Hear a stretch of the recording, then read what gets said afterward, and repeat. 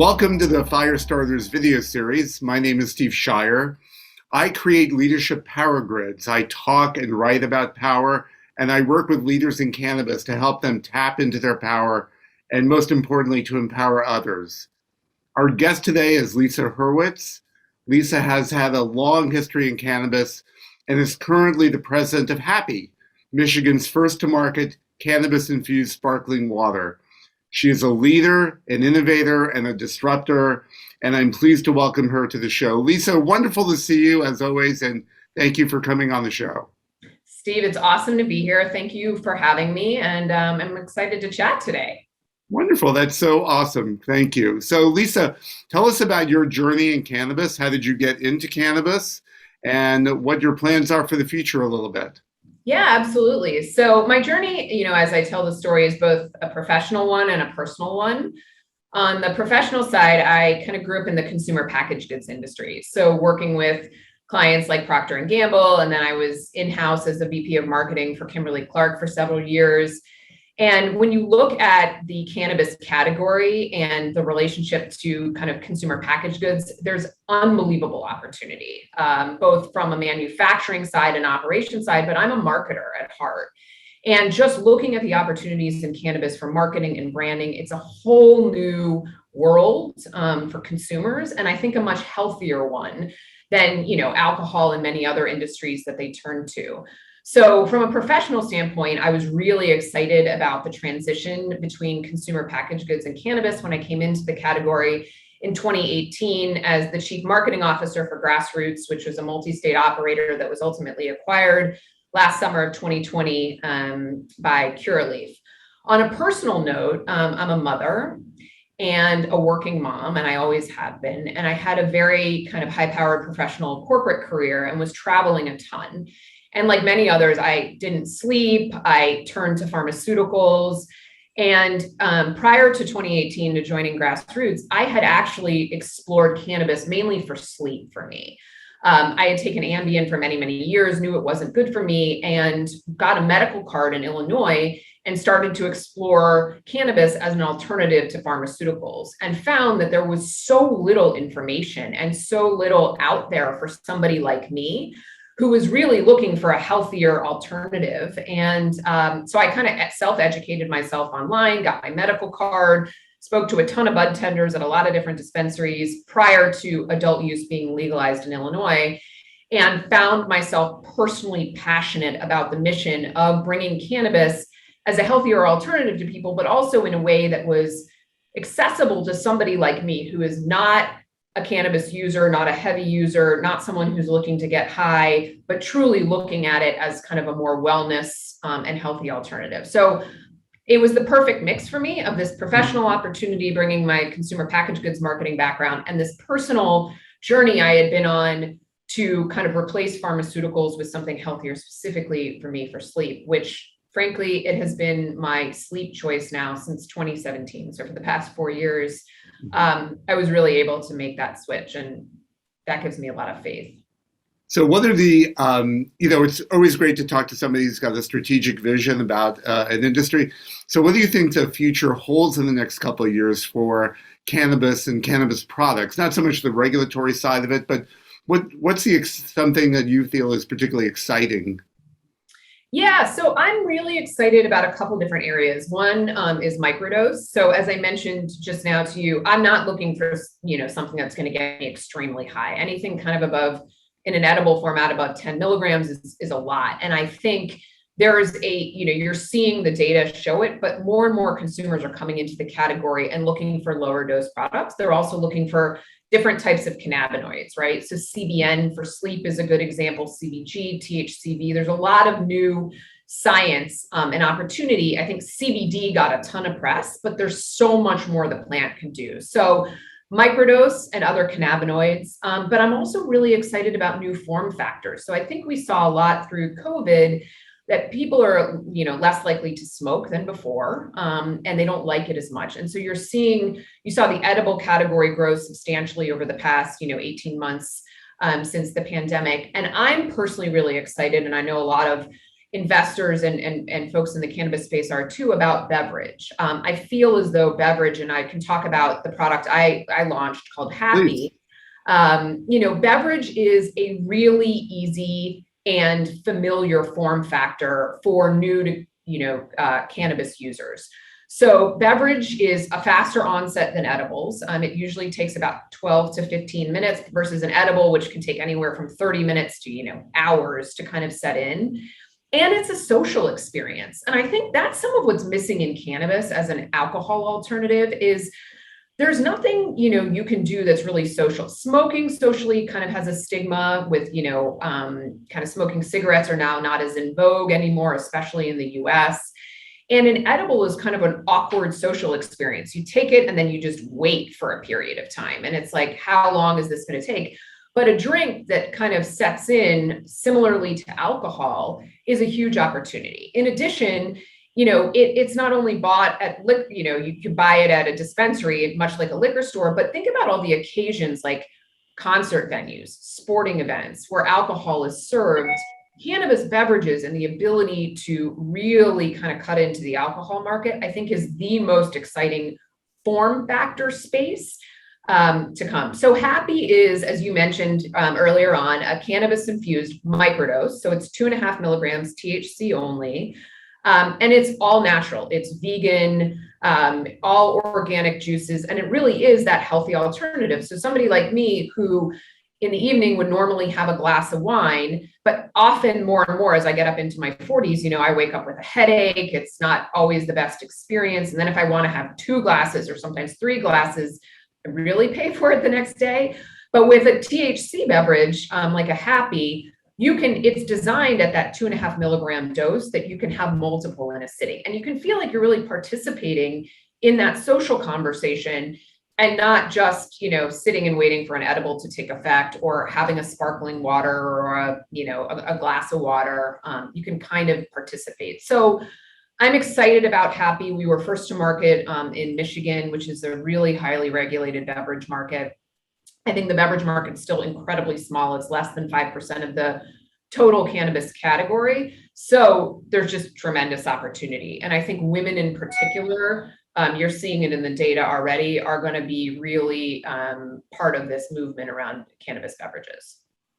Wonderful. And do you have plans for launching other elements of Happi, other products for Happi? How many products do you have at this point? Right now we have 3 flavors. So we are looking at, innovation around flavor profiles, around different dosages. So I think 2.5 is great if you are new to the category or you want to have multiple.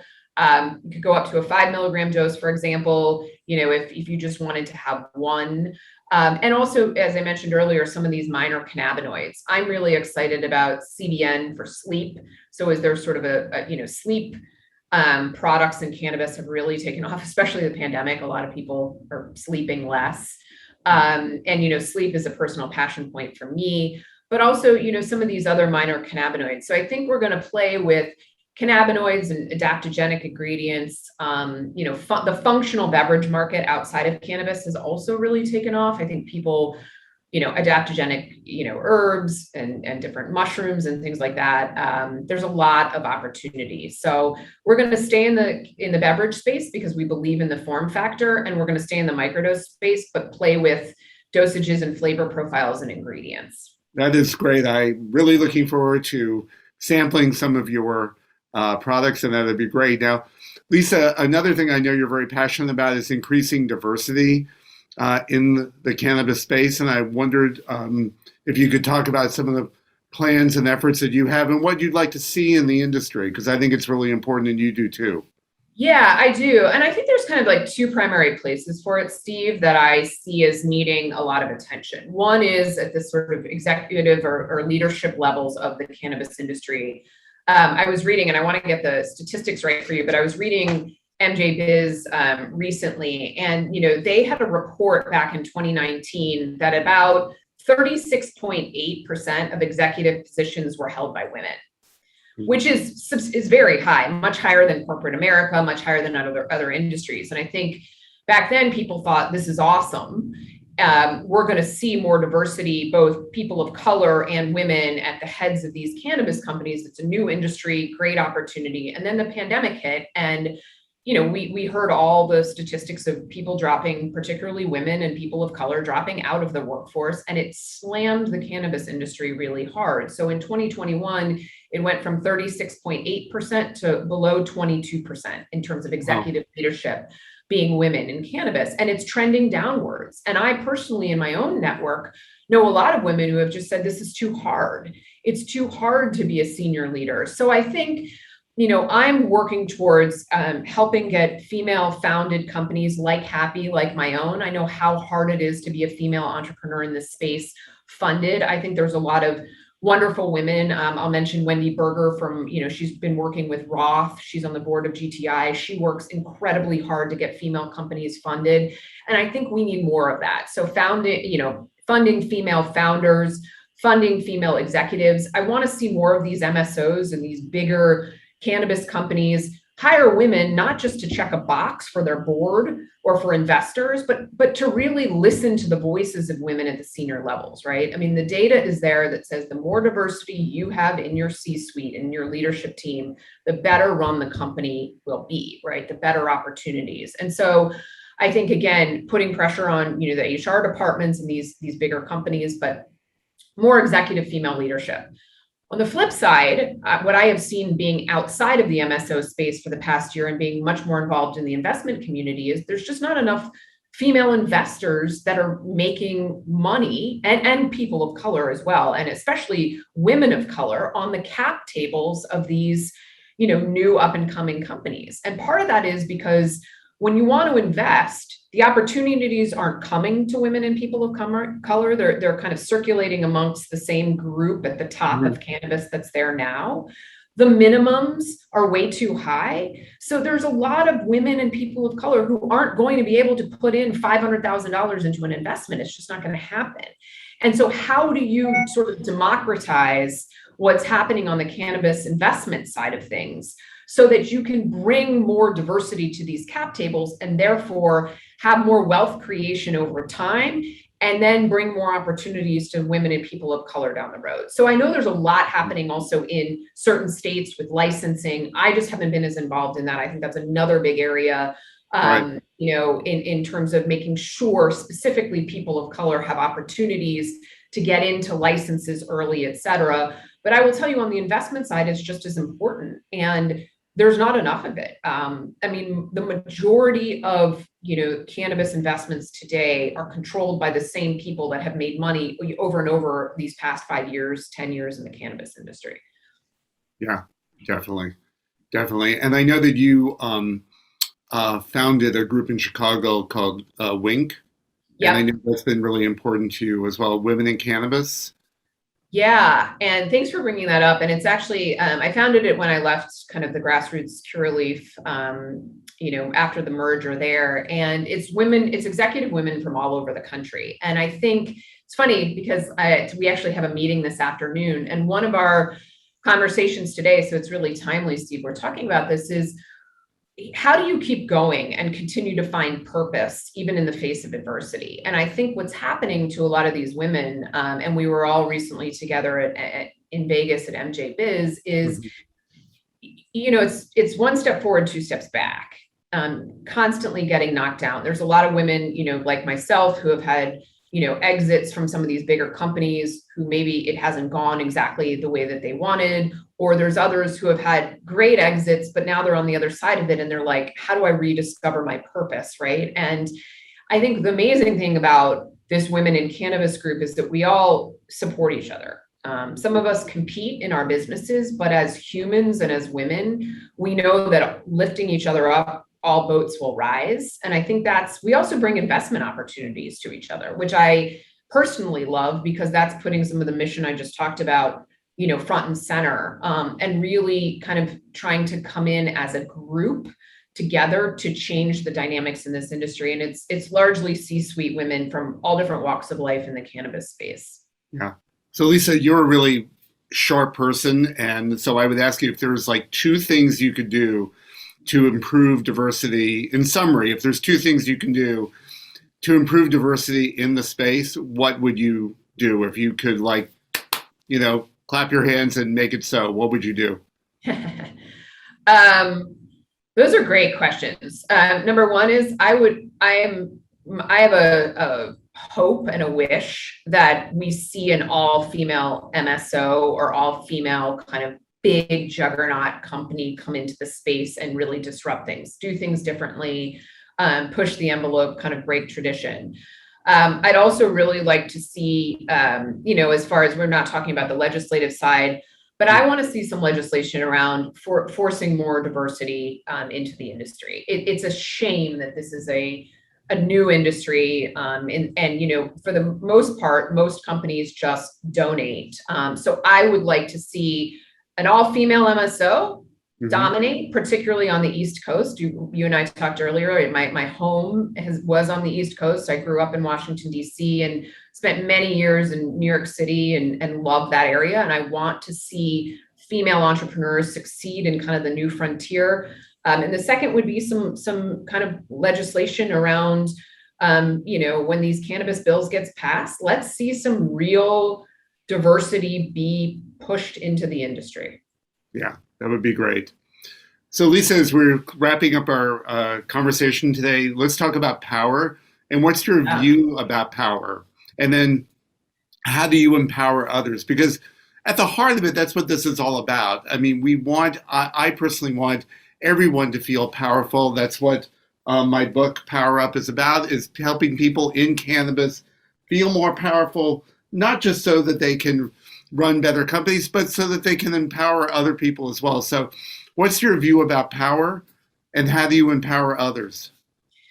Yeah, so I think, power is linked to many different things for different people, right? A lot of people see money as power. They feel kind of power to me is linked to confidence, right? And whatever can kind of also bring you confidence in different spaces. I think right now, power is too linked to money in cannabis. I think there's too much, we already discussed this a bit, but there's too much power concentrated at the top of a very, small few companies. Right. And that just keeps circling and circling around the industry, where, deals happen, people make a lot of money, they feel powerful, then they reinvest, they make more money, they feel more powerful. And it's kind of this like cyclical situation. I think true power comes from a bit of vulnerability and from also, which I think is really important. And it's why I think we need more women at the top. I just had a female executive who I will not name in the cannabis industry who had an amazing exit recently.